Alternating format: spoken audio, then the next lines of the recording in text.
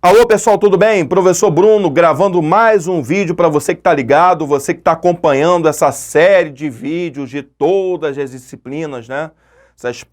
Essas playlists, né, recheadas. A gente está com mais um vídeo, né? E eu tenho gravado muitos assuntos de geografia física, né? Provavelmente na playlist deve ter alguma coisa de relevo, solos, já gravei hidrografia. E hoje a gente vai ver mais um assunto de geografia física muito importante, que é o assunto clima. Só que aí, para a gente ter um entendimento mais tranquilo, nós vamos setorizar. Nós vamos começar de um âmbito geral, né? Falar dos tipos de clima, da diferença entre clima e tempo, fatores climáticos, elementos climáticos, né? Tudo bonitinho para depois, aí num outro vídeo, a gente fala de maneira mais específica sobre climas no Brasil. Então, até para o vídeo não ficar tão grande, para o vídeo ter vamos dizer assim, ser um pouquinho mais curto, vamos setorizar. Nesse vídeo que você está assistindo, nós vamos ver clima de um âmbito geral, está aqui os slides já preparados para vocês verem. E depois, num outro vídeo, você vai lá e acompanha climas do Brasil. E sempre lembrando, o pessoal está acompanhando os vídeos, agora a gente tem a plataforma Classroom do Google, né? Os professores vão estar online na hora, né, no horário deles, né? Por exemplo, você tem lá a tua escala de horários, né, todos os tempos, e aí a minha aula, por exemplo, para sargento, o pessoal do sargento está acompanhando meu vídeo, minha aula é segunda-feira, 7 horas da noite, sargento turma da noite. Então, às 7 horas da noite, eu estaria online na plataforma, boto lá uma saudação para vocês, né? Puxo o vídeo, inclusive, né? Ó, os vídeos já estão disponíveis. Estou indicando trabalhos de apostila, exercícios da apostila. Lembrando, a apostila tem que ser utilizada. A gente não pode deixar de utilizar a apostila. Tem muito exercício ali na apostila e a gente vai continuar a utilizar. E vocês vão tirando uma dúvida. Ah, a questão aqui, professor, que eu não entendi. Ah, dá para o senhor explicar? Eu estou online na plataforma para tirar a dúvida de vocês e para ajudar vocês. É um canal de comunicação que a gente tem para poder facilitar o entendimento de vocês em relação aos conteúdos. Mas eu preciso que vocês estejam ali dentro da plataforma, promovendo ali uma interação, né, conversando um pouco, batendo papo sobre os conteúdos, sobre os vídeos que estão disponíveis para vocês. Eu tenho organizado os vídeos de acordo com o andamento da apostila, né? Teve aluno que falou, professor, tá meio embolado esses vídeos, tem vídeo lá da apostila 2, né? Então estou organizando tudo bonitinho para vocês, a sequência para vocês caminharem de acordo com a apostila, inclusive. Certo? A gente vai começar nessa parte de clima, né, com uma coisa que é básica. Essa diferença entre clima e tempo. Primeiro, a gente tem o hábito de dizer que o clima é uma coisa mais duradoura, né? Que o clima é algo que permanece. Para vocês terem uma ideia, quem estuda clima, geralmente estuda o que nós chamamos de climatologia, né? Geralmente o climatologista, ele precisa estudar no mínimo, isso aí não sou eu que estou falando, isso é um padrão científico, 30 anos para definir, para caracterizar um tipo de clima. Então o cara quer estudar um tipo de clima em qualquer parte do mundo, ele precisa no mínimo de 30 anos de observação daquele lugar. O que ele vai observar? Se chove muito ou pouco, a variação de temperatura, se a temperatura é mais alta ou mais baixa, a média dela. Ele vai analisar se tem algum fenômeno mais extremo que acontece com periodicidade ali naquele lugar, de maneira frequente. Tudo isso ele tem que anotar, né? Hoje não, nem mais anotar, mais ou menos uns 40 anos atrás, quando um climatologista fazia um trabalho desse, ele anotava na mão. Pegava lá uma prancheta, ficava fazendo um monte de registro. Hoje você faz com o computador, você tem um banco de dados hoje que facilita esse trabalho. Mas é um trabalho muito longo, de 30 anos no mínimo. Então o cara, quando entra na ciência, na climatologia, que é associada à própria geografia, ele é um cara que talvez tenha o seu trabalho reconhecido, publicado, já o cara muito coroa, já o cara muito velho. Então isso é algo científico, é um padrão científico para você estudar clima. E as mudanças de clima, teoricamente, e aqui no slide fala, elas seriam lentas. Só que atualmente essas mudanças estão sendo mais rápidas pela interferência do ser humano, tá? Então, ao natural, essas mudanças seriam lentas, né? Você tem mudanças de clima, mudanças climáticas, que elas eram estudadas em escala geológica. Então, a oscilação climática demorava, às vezes, 1 milhão de anos. Então, você tinha que olhar a escala geológica para poder entender essa mudança de clima, mudança de comportamento daquele clima. Hoje é diferente pela interferência do ser humano. Então, quando você fala de mudanças climáticas, no que você tem hoje, você está falando de uma questão diretamente associada a problemas de ordem ambiental. O ser humano tem feito com que essa oscilação climática tenha sido muito brusca. Então, quando você fala de aquecimento global, o aquecimento é algo que já existia no planeta quando o ser humano não estava. Mas era um aquecimento que tinha uma linha de ascensão muito lenta, né? Se você fosse pegar um gráfico, a curva de ascensão de um período de aquecimento é uma curva bastante extensa, demorava muito tempo aquilo ali chegar a um topo. A curva hoje de aquecimento global, devido a essas interferências do ser humano, é uma curva muito brusca. Ela quase que forma ali um ângulo de 90 graus. Então a ascensão dela é muito maior em um período de tempo mais curto. Então as consequências daquela oscilação, para quem está no planeta, e se inclui o ser humano, elas são muito complicadas, elas seriam muito fortes. Tá? Então isso é um detalhe interessante. E do outro lado, o tempo, que aí o tempo é uma variação atmosférica. Para quem estuda climatologia, para quem estuda meteorologia, né, meteorologia está associada a tempo, a gente estuda fenômenos que acontecem na atmosfera. Eu não sou professor de biologia ou de ciências atmosféricas, né, sou professor de geografia, mas a gente sabe que a atmosfera é dividida em várias camadas, né? Tem a troposfera, estratosfera, tem ali a mesosfera, tem a termosfera e tem a última que é a exosfera, né? A exosfera, inclusive, é aquela camada da atmosfera que faz a transição para o espaço, né? Aquele ar rarefeito. Tem a termosfera, que é uma camada que a temperatura é muito alta. Você tem uma quantidade grande de íons, né? Aquelas partículas que ali, por exemplo, transmitem as ondas de rádio. Eu tenho ali uma mesosfera, que é aquela camada mais central, né? Que é uma camada protetora que protege, por exemplo, a Terra da entrada de vamos dizer assim, de fragmentos de meteoro, de asteroide, uma camada protetora, um escudo protetor. Tem a estratosfera, que tem a camada de ozônio nela. Então, o filtro solar do planeta Terra está na estratosfera, que é a camada de ozônio. Para quem estuda clima ou tempo, interessa mais a troposfera, tá?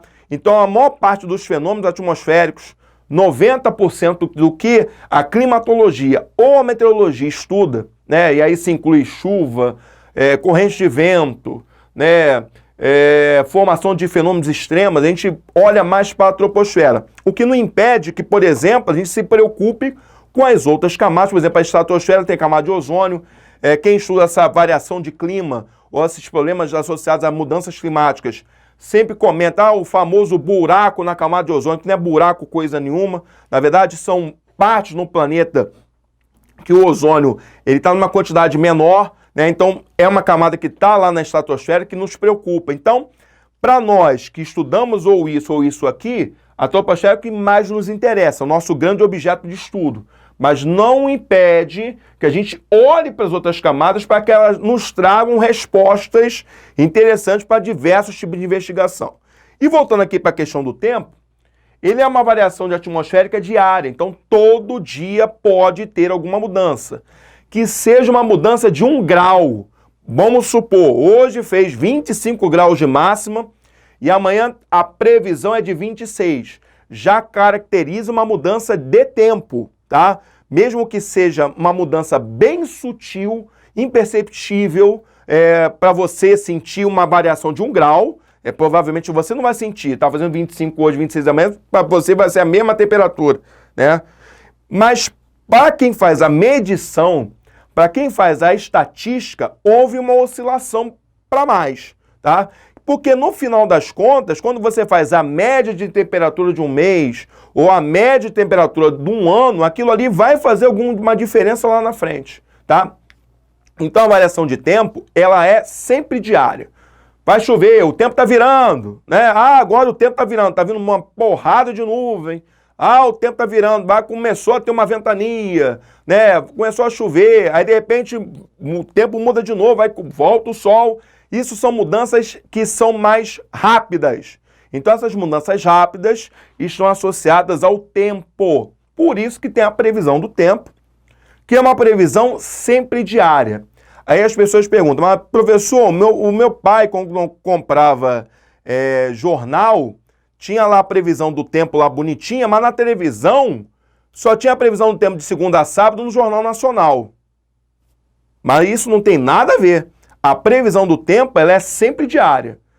Pode não ter domingo o Jornal Nacional, mas se você for procurar hoje na internet, todo dia tem uma previsão do tempo lá bonitinha. Então, agora tem previsão do tempo para 7 dias, para 15 dias, para 30 dias. Óbvio que você vai ter um número muito mais confiável na previsão do tempo para poucos dias aí. Por exemplo, para 7 dias você tem um modelo muito mais confiável, com dados ali muito mais confiáveis do que, por exemplo, para 15 ou para 30 dias, né? Que você faz uma estimativa. Né? Pode se acertar a previsão daqui a 15, 30 dias? Pode, mas é uma estimativa e como o tempo ele é muito variável, pode ser que aquilo que eu estou prevendo para 15, 30 dias mude. No decorrer do avançar dos dias, aquilo ali pode mudar. Para 7 dias, a possibilidade é muito pequena, mas também pode. Então, geralmente, quando você vai se programar para fazer uma viagem, né, olha mais a previsão 7 dias até a data que você vai fazer a viagem. Não fica pegando, vou viajar no mês que vem, aí vou pegar uma previsão do tempo de 30 dias. A chance de você marcar um evento, uma viagem, botando lá, eu vou para a praia daqui a 30 dias, né? Tá marcando um sol naquele dia que eu vou viajar. A chance de você conseguir viajar com sol, ela existe, mas tem uma chance também de você marcar aquela tua viagem e no dia que você for tiver uma mega chuva, o tempo tá ali me indicando tempo fechado, tá muito ruim. Então, sempre tomar um cuidado. E tem muita gente que fala, mas a previsão do tempo erra muito. Você já parou para perceber que o nome é previsão? Pode ou não acontecer. Quando você fala, estou prevendo algo, pode acontecer ou não. E a previsão do tempo, como ela mexe com algo muito variável, é algo que pode ocorrer. Às vezes você está prevendo para um dia aí, vai fazer sol. De repente, você olha a previsão do tempo, vai fazer sol, vou para a praia. Aí você acorda de manhã, o tempo está ruim. Está fechado, está chovendo. Mas essas variações do tempo, elas são muito ingratas. Elas podem acontecer no intervalo de 12 horas. No intervalo muito curto. Não precisa ser um dia todo, não. Às vezes essa variação pode acontecer em 12 horas. Então, sempre tomar cuidado ao analisar ou errar a previsão. Hoje você tem muito mais equipamentos, hoje você tem muito mais tecnologia que permite que essa previsão seja muito mais acertada. Logicamente que como você tem seres humanos que trabalham com esses dados, pode haver algum tipo de interpretação equivocada. Isso a gente sempre diz, isso a gente não está livre. Mas hoje com o aparato tecnológico que a gente tem, de radares ultramodernos, né, de movimentação das massas de ar, que a gente consegue fazer um diagnóstico completo, né? A gente tem uma capacidade hoje de acerto muito maior do que era 10, 20, 30 anos atrás. Mas sempre lembrando, é uma previsão e você está mexendo com algo que varia toda hora, inclusive. E aí eu tenho, para o cara que vai estudar climatologia, né, o cara que vai ter que esperar 30 anos para poder caracterizar um tipo de clima, né, nomear um tipo de clima, ele tem 2 grupos que vão facilitar o estudo dele. O que nós chamamos de elementos climáticos, que talvez quando o cara que estuda climatologia ele se preocupa logo de cara com isso aqui. Temperatura, pressão atmosférica, umidade, pluviosidade, quantidade de chuvas daquele lugar. Geralmente são as coisas que primeiro ele se preocupa para poder estudar um lugar e qual seria o tipo de clima ou qual seria a variação dele.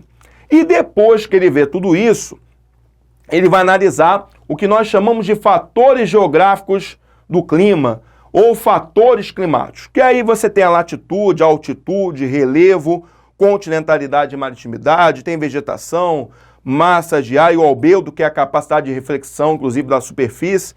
E aí, Quando ele estuda primeiro os elementos e depois estuda os fatores, ele tem dados suficientes, dados concretos, para poder chegar a uma conclusão. Lógico que depois de uma análise de 30 anos de observação. Mas todos esses dados que ele vai coletando aqui, todas as observações que ele faz dos fatores geográficos do clima, somado tudo isso, vai dar um poder para que ele possa tirar uma conclusão científica daquele tipo de clima, de como ele varia, as características dele. Falando um pouquinho deles aqui, a gente tem alguns slides que talvez abordem algum desses casos aqui, também dos elementos, dos fatores. Você pega a temperatura, simplesmente é você ter a passagem dos raios solares e a capacidade que ela tem de aquecer as moléculas de gases que tem na atmosfera, né? E também a capacidade que os raios solares têm de aquecer a própria superfície. Então, quando você faz a medição de temperatura do ar, que seria essa capacidade dos gases de serem aquecidos, né? A agitação das moléculas de gases que tem ali, elas se agitam por ter contato com a luz solar, com os raios solares, você tem uma temperatura do ar. E você tem também uma temperatura no solo. Quando você olha, por exemplo, aqueles relógios que marcam a temperatura, aquela temperatura ali é a temperatura do solo. Então, quando você olha, por exemplo, um relógio, né, aquele que marca a temperatura e está marcando 35 graus com a temperatura do solo. Geralmente a temperatura do ar, ela é 2 graus ou 3 graus a menos. Então, quando você olha ali 35 graus no solo, porque aquele grande termômetro, que não tem nada a ver com o termômetro que você bota embaixo do braço para saber que você está com febre, aquilo ali é um termômetro clínico, aquele termômetro pega a temperatura no solo. Geralmente a temperatura do solo é muito mais quente, por exemplo. Quantas vezes você está descalço e você pisa ali num chão ou numa área descoberta e você meio que o teu pé fica fritando? Já tiver essa sensação de você estar descalço e teu pé ficar muito quente? Então, geralmente o solo ele absorve muito essa luz solar e ele concentra muito calor. Ou quando você está no centro da cidade do Rio de Janeiro, é aquele asfalto, aquela fumaça toda saindo do asfalto, é justamente isso. A capacidade que ele tem de reter calor é muito grande. Então, quando você faz um termômetro para você encaixar naquele lugar, você tem uma temperatura que geralmente sai muito alta. Então, para você comparar com a temperatura do ar, você faz tipo uma redução de 2 a 3 graus para você saber qual seria a temperatura do ar.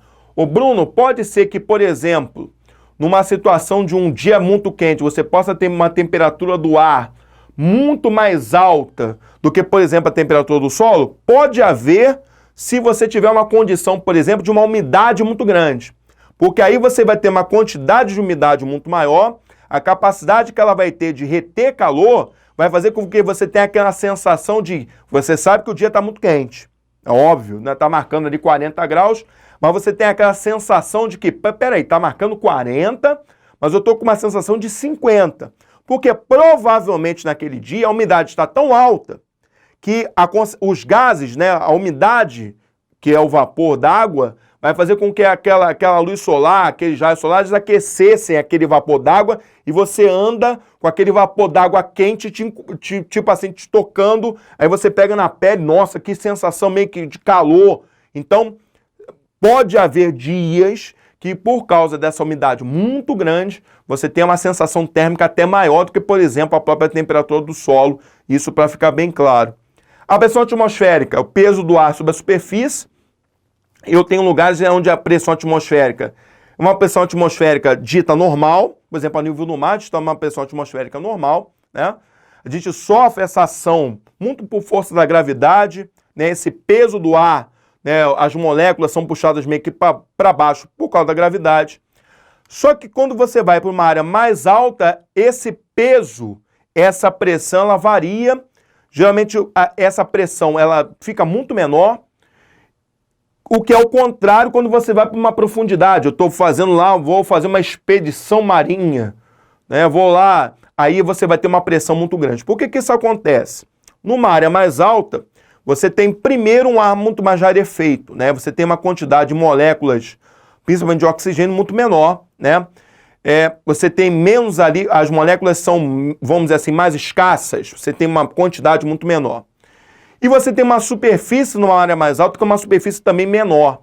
Então, se você for comparar a superfície ao nível do mar, geralmente é muito maior do que a superfície numa área mais alta. Se você for fazer um comparativo, por exemplo, fazer até um desenho aqui no quadro. Você tem uma área mais alta. Aqui eu tenho uma área mais baixa, ao nível do mar. E aqui a altitude. Se você imaginar que a pressão atmosférica é uma coluna de ar vindo para baixo, eu posso fazer aqui uma seta. Olha o tamanho da seta dessa coluna de ar numa área de altitude. Olha a seta numa coluna de ar que vai para uma superfície ao nível do mar. Então aqui eu tenho uma pressão menor do que essa área aqui ao nível do mar. E se eu fosse pegar o mar, tá aqui o mar, essa mesma coluna de ar seria muito maior. Olha a diferença aqui para um desenho, que eu não sou craque em fazer desenho, mas olha a diferença da coluna de ar para uma área mais alta, muito menor, e um ar rarefeito, principalmente com falta de oxigênio. Olha o tamanho da superfície, muito menor. Então eu tenho aqui todas as condições para uma pressão atmosférica muito pequena. Quando a gente chega no nível do mar, uma área mais extensa geralmente, mas uma coluna de ar que ela é muito maior do que essa coluna de ar aqui da altitude, né? Então eu tenho aqui uma pressão que para gente, para nós que vivemos ao nível do mar, é uma pressão, vamos dizer assim, normal. E quem vai para uma profundidade, eu vou fazer uma expedição aqui no fundo do mar, olha o tamanho da coluna de ar. E sem contar que essa pressão também aqui envolve toda a água que está presente aqui. Então, se a gravidade puxa o ar para baixo, puxa o ar para uma superfície, ela também tem a água aqui para colaborar. Por isso que quando você vai fazer uma expedição, você tem que usar um submarino. Quando você vai fazer um mergulho em áreas mais profundas, você usa toda uma roupa especial.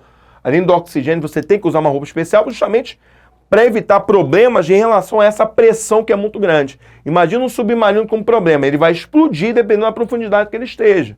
Aí o submarino está com problema na fuselagem, danou-se. Bom, foi outra coisa. Porque ali você tem um problema grave, grande, de uma pressão atmosférica, inclusive, muito mais alta. A umidade é o vapor d'água em concentração na atmosfera, né? A gente sabe que o nosso planeta é composto mais por água, mas o calor, né? A luz solar faz com que boa parte dessa água ela possa se movimentar, né, nos estados sólido, líquido e gasoso, no famoso ciclo da água. E essa água pode, parte dela, ir para a atmosfera sob forma de vapor. É o que a gente chama de umidade do ar. Ou a famosa, como os meteorologistas gostam de falar, umidade relativa do ar. O que acontece com essa umidade do ar na atmosfera? Ela pode voltar para a forma líquida, ou então, dependendo do lugar, ela pode passar para o estado sólido, né? E aí a gente tem o que nós chamamos de chuvas ou precipitações. O termo técnico para a climatologia é precipitação. Chuva é um termo mais assim popular. Precipitação porque está caindo, né? E a gente tem as chuvas que a gente conhece, né? Aquelas chuvas de verão, né? Que na verdade no jargão da climatologia a gente chama de chuva convectiva. Eu tô lá na praia, tá um calor do caramba. De repente, quando dá 5 horas da tarde, aquelas nuvens começam a aparecer. Como é que aquelas nuvens branquinhas, bonitinhas, parece aquelas lã de ovelha, que coisa meiga, maravilhosa. Aí, de repente, aquelas nuvens vão se juntando, mudam de cor e fica cinza. Dá para eu ficar na praia tomando uma cerveja ainda. Aí depois, aquelas nuvens cinza fica uma nuvem escura, de um tamanho enorme, e começa a ter várias descargas elétricas dentro dela. Ali você tem uma formação típica da famosa, conhecida chuva de verão, que é aquela chuva que dura 30 minutos, 1 hora, que o termo técnico seria uma chuva convectiva. Que é aquela chuva que, dependendo da cidade, se a cidade não está preparada, 30 minutos, 1 hora de chuva, alaga uma determinada área. Tem a chuva frontal, que seria uma chuva causada por uma frente fria, né? Também a gente tem esse tipo de chuva no Brasil. Ah, você tá lá, aí vem lá o pessoal do Jornal Nacional, olha, a frente fria está vindo da região sul e ela vai provocar mudanças no tempo. Então ali você tem uma mudança porque provavelmente quando vem uma chuva frontal, o ar quente estava predominando, vem um ar frio, que é dessa frente fria, acontece uma mudança brusca de temperatura, você estava no calor, no ar quente, e acontece uma mudança brusca de um ar mais frio. Então esse choque do frio e do quente, ele vai promover uma instabilidade. Né? Tanto que você fala em instabilidade, é justamente isso. E o impacto logo de cara, além da corrente de vento, do vento, é justamente uma chuva que a gente chama de chuva frontal. Para você, não sei se vocês têm essa noção. Todo dia que vem uma frente fria, né, tá chegando uma frente fria, o dia em que tem essa mudança de tempo é um dia muito quente. Geralmente o padrão é esse, né? É o que a gente chama de pré-frontal. O pré-frontal é o dia anterior à mudança daquele tempo, que geralmente quando vem uma frente fria é um dia muito quente, faz muito calor e na parte da tarde, da noite ou até de madrugada, na manhã do próximo dia, você tem uma mudança muito brusca de temperatura. E outra chuva também, que o pessoal geralmente comenta, é o que nós chamamos de chuva orográfica. Também a gente tem no Brasil. Chuva orográfica é a chuva de relevo, né? Você está lá em Mangaratiba, o povo que tem lá casa em Mangaratiba, casa em Angra. Ah, eu tô lá na praia e de repente vem umas nuvens do mar, bateu na serra e voltou. Isso que a gente chama de chuva orográfica. Que é aquela umidade, aquela nuvenzinha bonitinha, ela não conseguiu passar aquela forma de relevo. Então ela bateu, ela tentou subir, mas por ela ter tentado subir, aquele ar, aquela umidade vai se condensar. Né? O próprio peso, ela não vai conseguir subir, aquilo ali se condensa porque ela está indo para uma área, vamos dizer assim, mais alta, aquele vapor quente vai perder temperatura e vai se condensar. E vai formar uma chuva que não ultrapassa o relevo. Pessoal do Colégio Naval, eu já vi várias vezes questões que falam de chuva orográfica, principalmente para o Nordeste. Ah, porque tem um semiárido no interior do Nordeste? Ah, por causa do Planalto da Borborema, que bloqueia a passagem dos ventos úmidos que vêm do Atlântico e chove mais no litoral do Nordeste do que no interior, que é o sertão. Então se comenta muito esse termo chuva orográfica para ser um dos indicadores, dos indicadores para explicar o sertão, né, essa ocorrência no sertão desse clima semiárido, desse clima mais seco, inclusive. Mas, professor, você falou que tem a possibilidade de ter chuvas em estado sólido? Tem. Se você tem neve, se você tem granizo, você tem a possibilidade de precipitações onde a água não vai para o estado líquido, como foi essas aqui que eu comentei, mas para o estado sólido. Professor, qual é a diferença de neve para granizo? Basicamente, o efeito da neve é o efeito que você tem no seu freezer, no seu congelador. Aquele gelo, que não é aquele gelo que você conhece quando você bota uma garrafa d'água e você vai lá e congela. Na verdade, ali você está tendo uma queda brusca de temperatura. O freezer, na verdade, ele tem um gás que fica ali se passando por ele. E ao ser resfriado, ele começa, aquela umidade, aquele gás, a se congelar, mas de maneira muito mais lenta do que, por exemplo, a água que você congela. Que ali o impacto daquela temperatura, da mudança de temperatura é muito mais brusco. Quando você fala da precipitação em forma de neve, o primeiro requisito é que você tenha um ar frio naquele determinado lugar. Então, professor, então o senhor está dizendo o seguinte: em área onde costumeiramente o ar é quente, a chance de nevar é zero. Basicamente isso, tá? Com raras exceções. Então, se você está numa área de clima tropical, infelizmente, você não vai ver neve. Agora, se você está numa área de clima temperado, polar, subtropical, onde o ar naturalmente é mais frio, a chance é muito maior. E aí você tem um segundo fator, que é a presença de alguma frente fria. Olha a situação, você está numa área onde naturalmente o ar já é mais frio. E você tem, para completar o problema, uma frente fria passando. Então aquele ar vai começando a ficar mais frio E a passagem da água no estado de vapor que está lá, ela vai passar lentamente para um estado onde forma aqueles cristais que vão se juntando e vão formar a neve, né? Então, se você for na região sul, tem uma possibilidade de ver neve, principalmente em áreas mais altas. Mas, professor, eu ouvi uma história que no Rio de Janeiro já nevou. Já nevou no Rio de Janeiro? Já. Só que o registro de neve que a gente tem no Rio de Janeiro foi em Itatiaia. Foi lá nas Agulhas Negras. Ali a gente tem um registro de quase, mais ou menos, mais de 30 anos de uma ocorrência de neve, né? Porque ali é uma área de mais de 2.000 metros, podendo chegar a quase 3.000, onde nós tivemos no inverno uma frente fria muito forte, que fez com que ali você tivesse a ocorrência de neve. Mas não é aquela neve que você fica ali deitado ali, vou brincar na neve, vou fazer bonequinho de neve. Não, eram flocos bem fininhos, flocos assim, que você olhava, né, e que não se juntavam quase, né, eles chegavam no solo, ficavam ali e derretiam muito rápido, mas que para nossa medição, aquilo ali foi considerado como uma precipitação em forma de neve. Então é um registro raro, num estado como o nosso, que é um estado de uma área de clima tropical, mas que a gente já teve ali, por causa do fator altitude, uma ocorrência de neve. E o granizo é uma outra situação. Aí o granizo pode ocorrer quando você tem uma área com ar quente, por exemplo, uma área de clima tropical que o ar é naturalmente mais quente. Geralmente o granizo está associado ao fator de que você tem uma umidade. Se essa umidade for muito aquecida, ela vai subir com mais velocidade.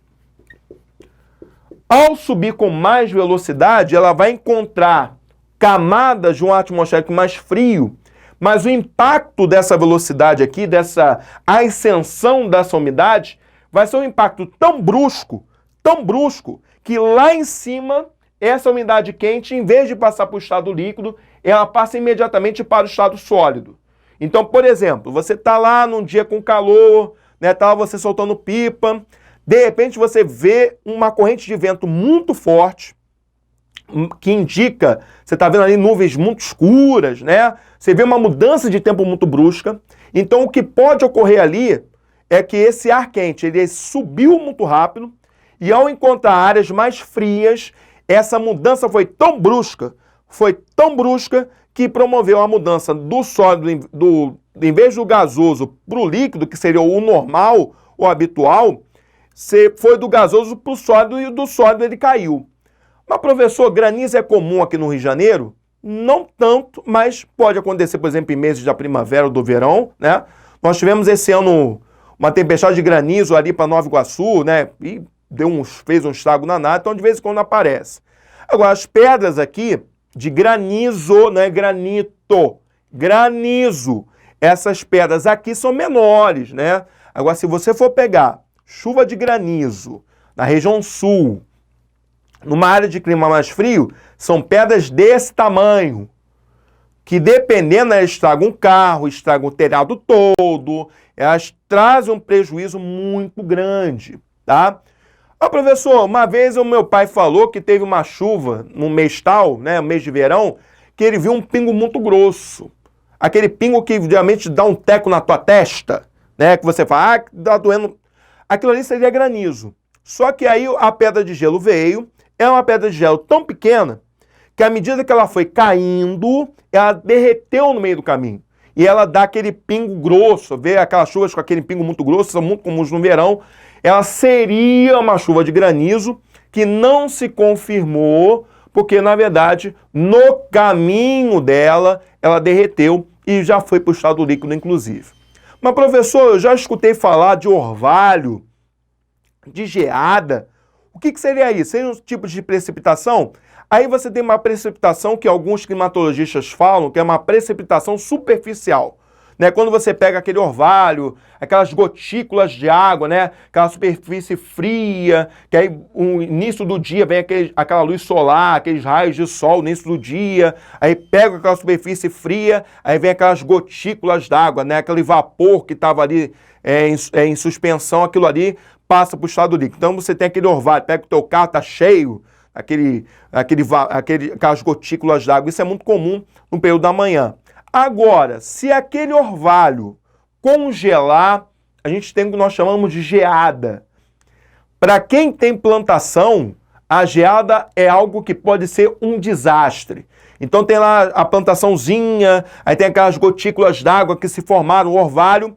E se você tem, depois, no decorrer do dia, um clima, na verdade um clima não, uma temperatura baixa, você tem ali a possibilidade daquele orvalho congelar e virar uma geada. Aquilo ali, para quem faz plantação, para quem trabalha na agricultura, aquilo ali é um desastre, porque o gelo vai queimar aquela plantação. Professor, gelo queima? Gelo queima. Fica dentro, logicamente você não vai fazer isso, mas se você deixar a tua mão com gelo umas 4 horas, a tua mão vai ficar com uma mancha, vai ficar com uma marca, como se alguém tivesse te queimado, né? A mesma marca que você poderia ter com uma queimadura, botei a mão no fogo, queimei, fica aquela marca vermelha. Se você for botar o gelo ali, você vai ficar com a mesma marca. Porque, na verdade, o ato de queimar é uma troca de calor do gelo com a tua mão ali, com a superfície da tua mão. Então se trocou calor. Mas se você deixar muito tempo o gelo ali, a troca de calor do gelo para ele tentar ir para o estado líquido, ela vai ser muito grande e vai marcar a tua mão. Houve uma troca de calor ali, inclusive. Então, o gelo queima. Queima, calor, é troca de energia. O pessoal pensa que calor é só temperatura alta e não é bem assim. E aqui eu tenho os fatores latitude, altitude, relevo, continentalidade, maritimidade, vegetação, massas de ar e albedo, né? Eu acho que aqui a gente tem algumas questões associadas a esses fatores climáticos. Por exemplo, aqui tem uma gravura que mostra, por exemplo, o fator latitude. E fala o seguinte: a radiação solar irá determinar o quanto que a superfície terrestre irá absorver de calor. O fator latitude aqui pode ser explicado. Primeiro que a superfície da Terra, né, ela está inserida num formato esférico. Não vem com teoria da Terra plana, não, pelo amor de Deus. Aqui está esférica. Eu não sei porque eu nunca fui para o espaço. Então, vamos acreditar na ciência, né? O ministro da Saúde fala, é a ciência. Então, vamos acreditar aqui na ciência. Corpo esférico. Só que aqui ela está bonitinha. Eu sei que é um formato de geóide, que é todo irregular. Aqui ela está bonitinha, mas o eixo dela não é assim, não. O eixo dela é todo torto. Eu costumo dizer que o planeta Terra é aquele planeta que gira todo torto em volta do Sol. E isso vai fazer o seguinte: a quantidade de raios solares que vão chegar às diversas partes do planeta não vai ser uma quantidade igual. Se você tem essas áreas aqui do centro, que são as áreas de latitude muito baixa, áreas próximas à linha do Equador, a quantidade de raios solares ela é muito maior. E a angulação dela vai ser quase no ângulo de 90 graus. É como se você tivesse uma superfície, fazer um desenho aqui bem no canto. Está aqui a superfície. E o raio solar vai fazer isso. Um ângulo de 90 graus, vai ser perpendicular. Então, boa parte dessa luz solar vai ser absorvida pelo solo. Eu sei que parte vai ser refletida de volta, mas a quantidade de raios solares que você vai absorver nessa área aqui do planeta é muito grande. Então, a tendência é você ter uma área aqui de baixa latitude com temperaturas muito elevadas. À medida que você vai caminhando para o polo, né, pode ser aqui para o polo norte ou para o polo sul, aí você vai trabalhando com uma superfície que vai se inclinando, tá? Lembre-se, considerando a Terra como um corpo esférico, não com aquela teoria da Terra plana. E aí você vai percebendo que essa absorção da luz solar vai mudando. Você vai diminuindo à medida que você vai caminhando para o polo. Então, a maior parte da luz solar, por exemplo, quando você vai caminhando para o polo, ela vai sendo refletida. Ela vai sendo devolvida de volta, e no caso devolvida, óbvio que é de volta, vai voltar, óbvio, né, para a atmosfera, inclusive. E tem a questão do albedo, que é a questão, vamos dizer assim, da cor da superfície.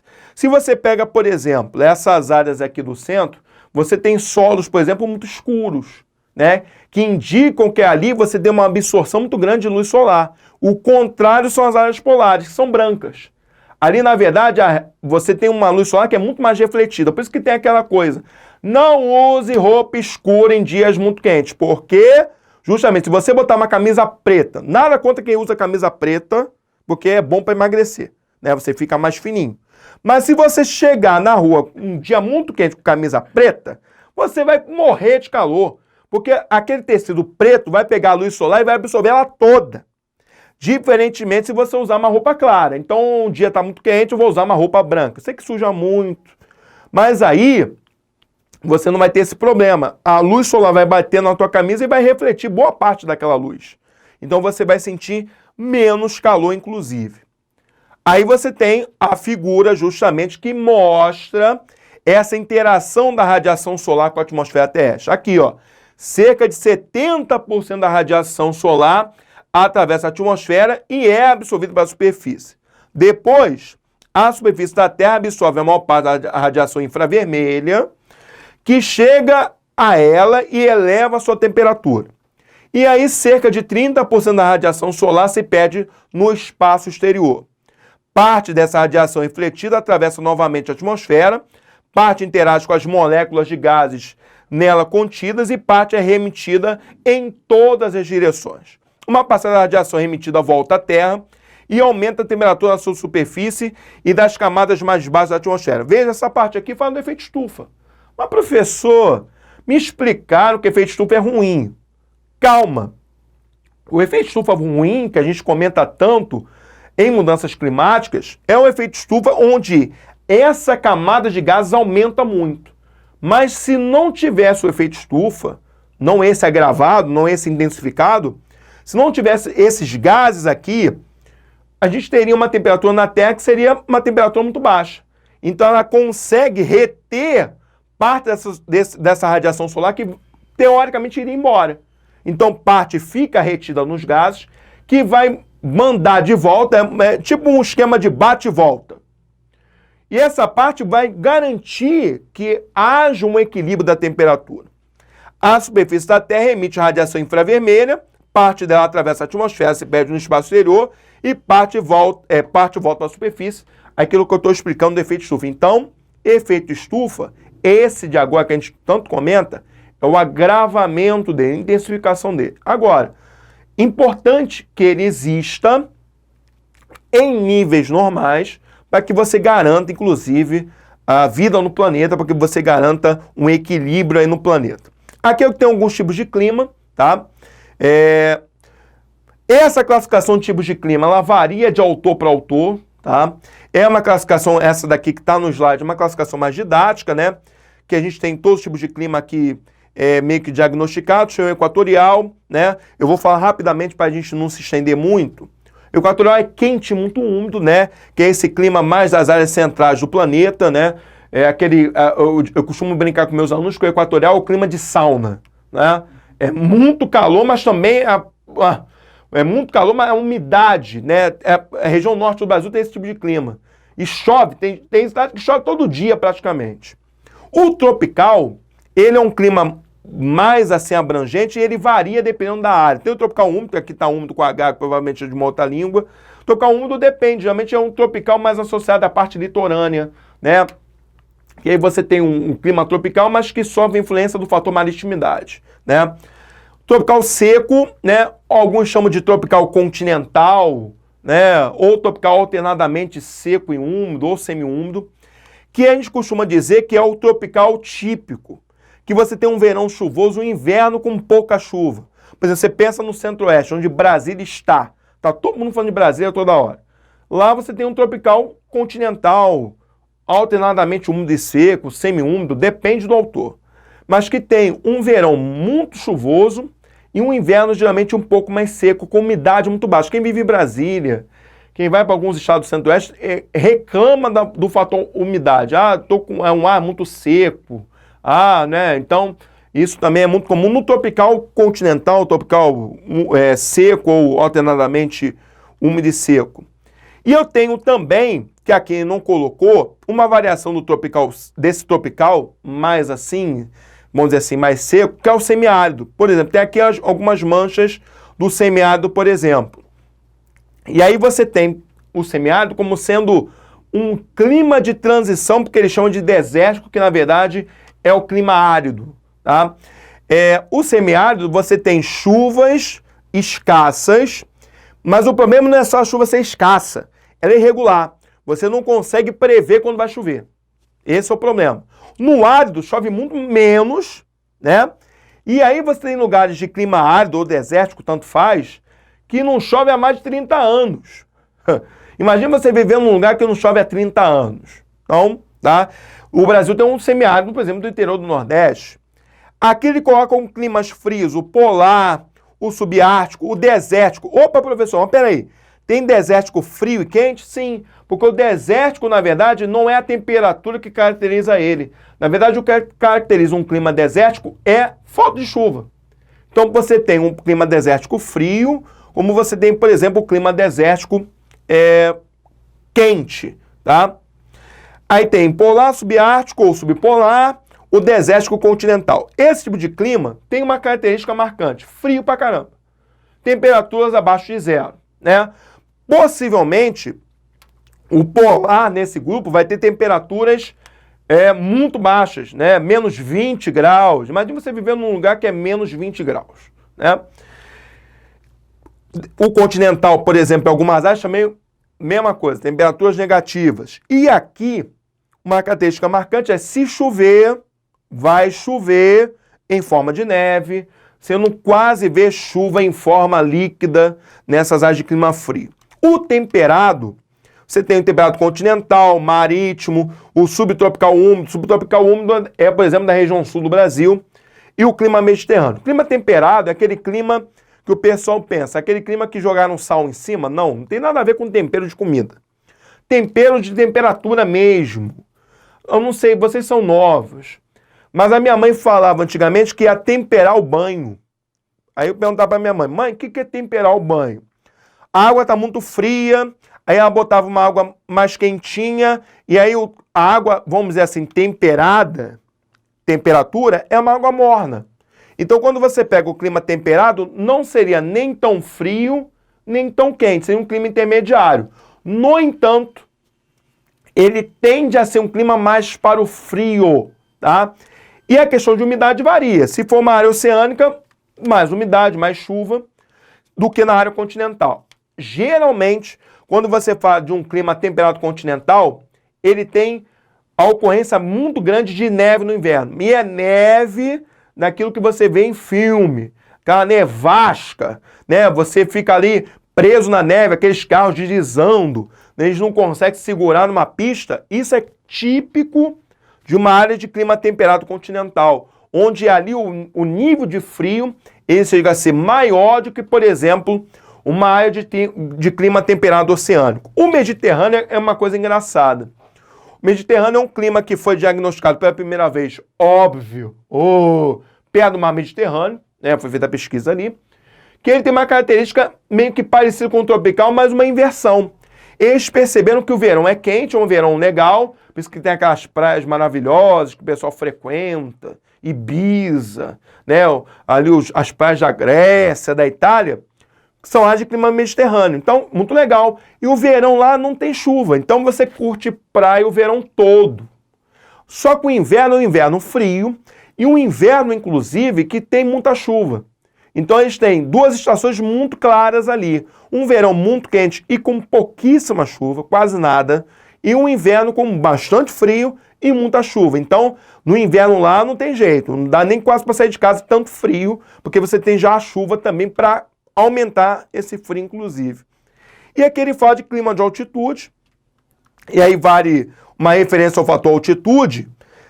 Quanto mais alto você for, né, é um fator climático, inclusive, quanto mais alto você for, a tendência é de diminuição dessa temperatura. Porque se como você vai jogar futebol na altitude, você tem dois problemas para poder resolver. Primeiro, a pressão atmosférica é muito diferente, né? Falta oxigênio, né? O time brasileiro vai jogar na altitude, aí fica bufando, falta ar, inclusive para aqueles jogadores. Aí tem que botar o oxigênio, né? E uma outra questão também que talvez a gente não coloque tanto é a questão do frio mesmo, né? Áreas mais altas tem frio. Então, por isso que você olha uma montanha grande, tem lá no topo dela aquela neve, né? Lembra do Everest? Aí tá lá em cima aquela neve. Porque quando mais você vai subindo, menor aí vai ser a temperatura, inclusive a rarefeito, pressão atmosférica muito menor, tudo isso combinado vai fazer, né? Ah, professor, mas por quê? Teve um aluno que me perguntou isso, mas você sobe, você não está mais perto do Sol? Meu filho, você vai subindo, você tem a impressão que o Sol está em cima, não, o Sol está a quilômetro de distância, né? É uma ilusão de ótica. Na verdade, quando você vai subindo o ar rarefeito, menos moléculas de oxigênio, não sou professor de física, mas menos moléculas, menos concentração de calor na atmosfera. Tá? Superfície menor, bateu a luz solar, ela vai ser refletida e vai embora, porque não tem gás para segurar aquele calor. Então, meu filho, não vai com aquela história, tá perto do sol, tem que estar mais quente. Cuidado. Cuidado ao fazer esse tipo de pensamento, tá? E aqui eu tenho uns gráficos que são interessantes, depois eu acho que vai ter uma foto até melhor.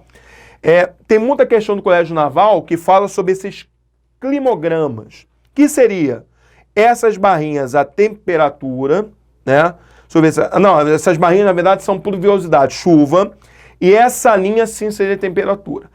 Esses dois fatores combinados, eles nos ajudam a entender como é que aquele clima, quais são as características daquele clima, como é que ele varia, dependendo da estação do ano, essas coisas. E aí você tem essa linha temperatura e essas barrinhas aqui a chuva. Eu vou pegar aqui um mais claro de exemplos brasileiros. Por exemplo, aqui eu tenho clima equatorial. Se você for perceber as barrinhas que são de chuva, praticamente chove o ano todo. Só chove menos aqui, no que seria o meio do ano. E a temperatura, ela aumenta um pouquinho aqui, também nesses meses aqui, que eu estou vendo aqui, mais a primavera, mais para setembro. Aí aumenta um pouquinho, mas não é uma variação tão significativa. Então o clima equatorial dá para perceber, chove muito o ano todo e a variação de temperatura não é tão grande. É diferente, por exemplo, desse aqui, que é o clima tropical. Olha como a chuva diminui no meio do ano. Essa mudança de barrinhas aqui é muito mais significativa do que aqui. Aqui continua chovendo. Mas aqui, nos meses do meio do ano, chove muito menos. E olha como a temperatura cai de uma maneira, num gráfico, numa análise de gráfico, ela cai de uma maneira muito mais vertiginosa. Olha lá, tá vendo? Como você tem uma mudança muito mais abrupta, então indica que aqui, ó, meses do meio do ano, inverno, um clima mais frio. Então, um tempo mais frio. Então aqui, por um climograma, você consegue, pelas barrinhas, que seriam variações da chuva, e essa linhazinha aqui de temperatura, conseguir entender um tipo de clima. Aqui está a altitude que eu falei. Olha lá, à medida que você vai subindo, olha que até a vegetação muda. Daqui a pouco vocês vão ter acesso a uma aula de biomas também. Vai subindo, ó. Como é que a vegetação vai ficando mais escassa? Até chegar lá em cima e não ter vegetação nenhuma. O que você vai ter aqui em cima, pelo fator altitude, é ou rocha ou gelo, basicamente. Então a vegetação aqui está legal, aqui ela vai se tornando escassa, aqui vai ficando mais escassa ainda, as árvores vão diminuindo de tamanho, vão ficando mais esparsas, aqui não tem árvore nenhuma, até chegar lá em cima, nessas áreas onde só tem gelo e rochas.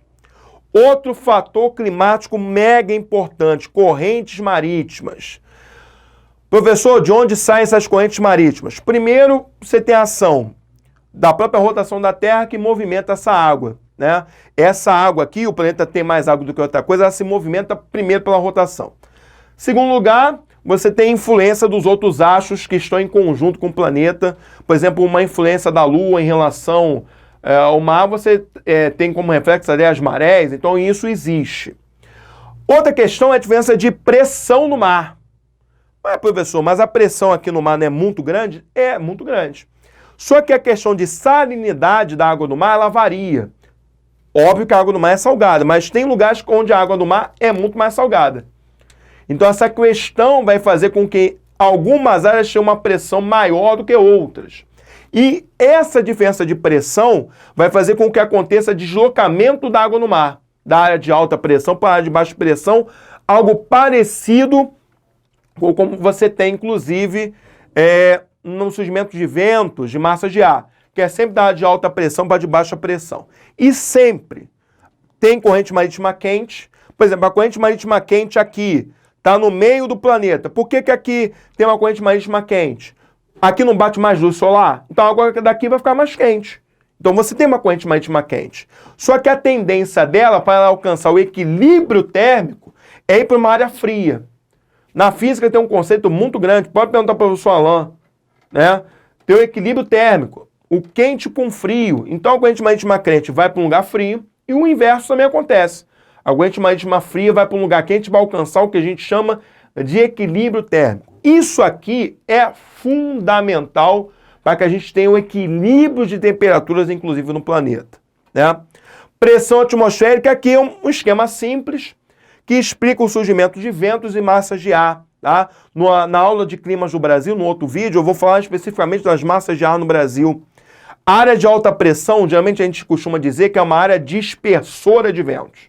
E a área de baixa pressão é uma área receptora de ventos. O vento vem da área de alta pressão para de baixa pressão. Veja, o ar aqui está descendo para alta pressão. Aqui o ar mais quente está subindo com a baixa pressão. O que vai acontecer é que da alta pressão, esse ar vai se deslocar para essa área daqui. Por que vai deslocar para essa área daqui? Porque aqui, como você tem uma área de baixa pressão, aqui tem que ser preenchido. Basicamente, esse ar desceu aqui da alta pressão, se deslocou aqui para essa área daqui de baixa pressão, porque o vento subiu aqui já. Então ele tem que preencher esse vazio para depois ele ser aqui aquecido, ele vai subir, tá? E aí você tem uma, vamos dizer assim, uma circulação, é uma célula que vai explicar por que o vento sai de uma área de alta pressão e vai encaminhar para uma área de baixa pressão, inclusive. Por isso que a área de alta pressão geralmente é uma área de tempo muito firme, e uma área de baixa pressão é uma área que chove muito, linha do Equador. Por isso que na Amazônia chove muito. A área ali da linha do Equador é receptora de ventos, tá? E daqui a pouco a gente vai ver no outro vídeo, falando um pouquinho mais sobre climas do Brasil. E não me esquecendo, lá no início eu falei de continentalidade e maritimidade, só para a gente terminar aqui. Até vou voltar lá para esses fatores do clima. Quando você tem um fator continentalidade, aí você tem diferença de temperatura muito extremada. Ou faz muito calor ou faz muito frio. Porque você não tem água para equilibrar isso, né? Diferente da maritimidade. A maritimidade aí está perto de água, você tem um equilíbrio maior da temperatura. A questão da água faz com que você tenha um equilíbrio entre a temperatura máxima e mínima, o que a gente chama de amplitude térmica, que é pegar a máxima e diminuir da mínima. A maritimidade ela consegue equilibrar mais. Por isso que o pessoal até brinca, né? O hemisfério norte é um hemisfério de continentalidade, por isso que ou eles sofrem com muito frio, ou também quando faz calor, aquele calor de rasgar tudo.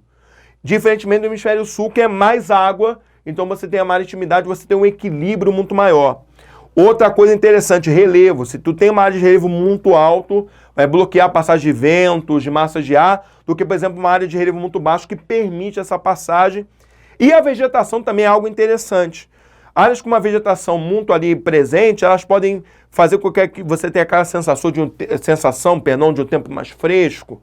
Igual a minha casa. Já contei essa história para vocês. Quem assistiu a live, a minha casa tinha um monte de árvore. Eu cortei, né, para cimentar aquela área, o meu quintal todo. E agora estou sentindo na pele como é que aconteceu. Houve um aumento da temperatura lá na minha casa. Estou sentindo muito mais calor, por isso que eu tive que botar um ar-condicionado. E no próximo vídeo, né, que a gente vai falar de climas no Brasil, a gente vai falar de massas de ar, que é um esquema parecido com o do vento, também de uma área de alta pressão para uma área de baixa pressão, só que o deslocamento de ar muito maior do que um vento. O vento tem um deslocamento de ar que, se você for botar no tamanho e na quantidade, ele é menor do que uma massa de ar. A massa de ar é um deslocamento atmosférico muito maior, inclusive com a capacidade de modificar as características do tempo, né? O Brasil sofre muito com massa de ar e a gente vai ver as 5 grandes massas de ar, a gente vai compreender como é que a massa de ar pode influenciar nessas questões do tempo. Lembrando a você, a gente vai, daqui a pouco, mais um vídeo aí você vai assistir. Vou gravar para vocês climas só parte de Brasil. Bota lá os comentários e não esqueça também de participar da plataforma, tirando dúvida, inclusive. Tá? Então, a gente se encontra aí num próximo vídeo aí falando sobre climas do Brasil.